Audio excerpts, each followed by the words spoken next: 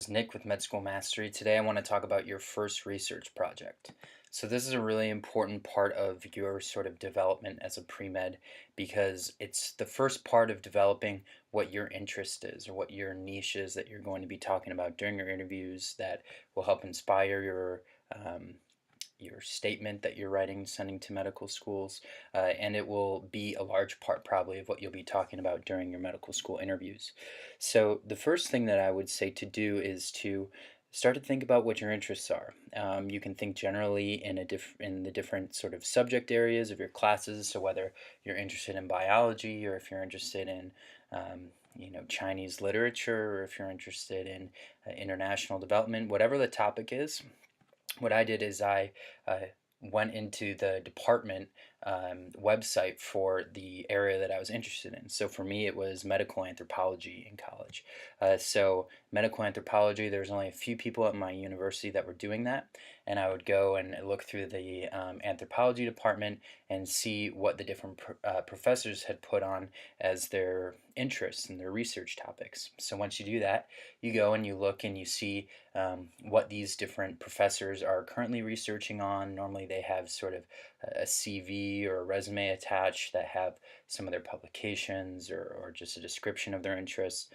Sometimes they'll have a list of their active projects, or you'll get to see what things they've published in the past. And after giving a few of those things a read, you can kind of see who might have a matching interest to yours. So the next step then would be defining who this person is and then scheduling a time to talk to them. So what I would suggest is to go into this meeting with a few ideas already for a project that you could do that could use their support. So as I describe in the course on medschoolmastery.com, and then also in the book, is that for research projects, you can either try to get involved with a professor's research that they're already doing, which is possible, but it can be hard because they'll be relying on you a lot and they won't really know exactly how to. They might not need you, or they might not really know exactly how to quantify your skills.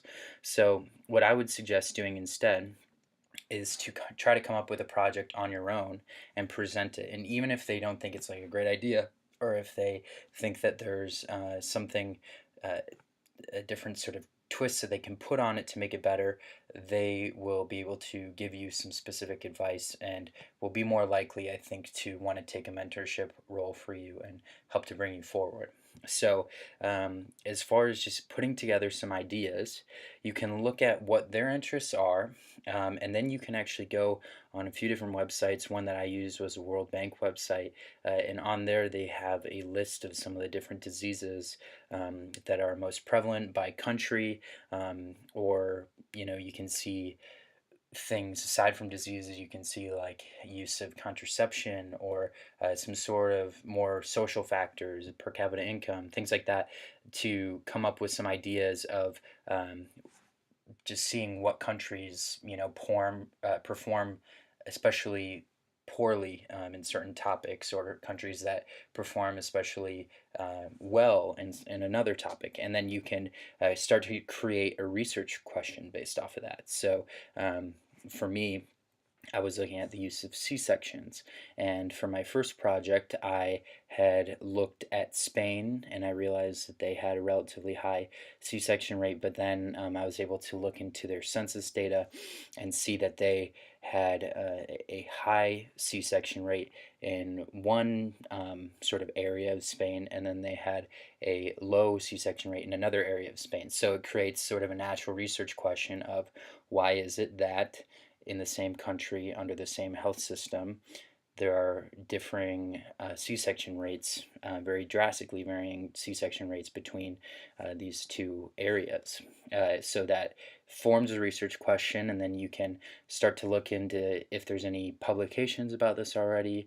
You can start to come up with some ideas of what it might be, see if there's publications about just in general the reasons for varying C-section rates, and then see if for me, if Spain matched into those different descriptions. And using that, you can start to formulate a hypothesis and a plan and sort of draft out a project that you can then present to your first meeting with whoever this professor is that you've connected with. So when you form this meeting, you meet with them, and you can talk it over, and you can feel whether or not they are interested in supporting you.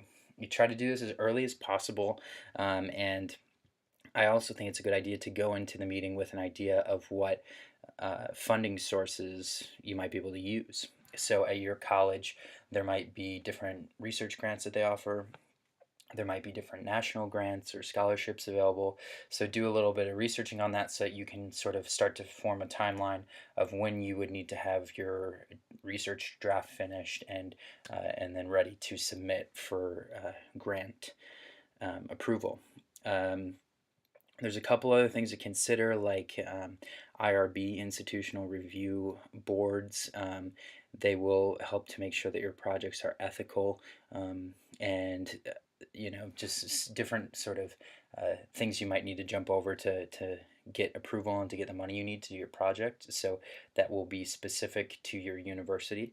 But this is sort of the way to first begin your first research project, and it's a daunting task, I know. So I suggest you get started as early as possible. In addition, your first project is not going to be your best. So there's going to be all these things you learn along the way that will really make your second, your third, your fourth, your fifth projects the most productive and the most important in your career development. So I suggest you get started, start looking around, and start seeing who some good mentors for you might be. And if you want some more specifics on how to do this and how to build this really key part of your pre-med application and resume, I suggest that you check out the pre-med bootcamp on medschoolmastery.com. Until then, good luck with everything and keep on rolling.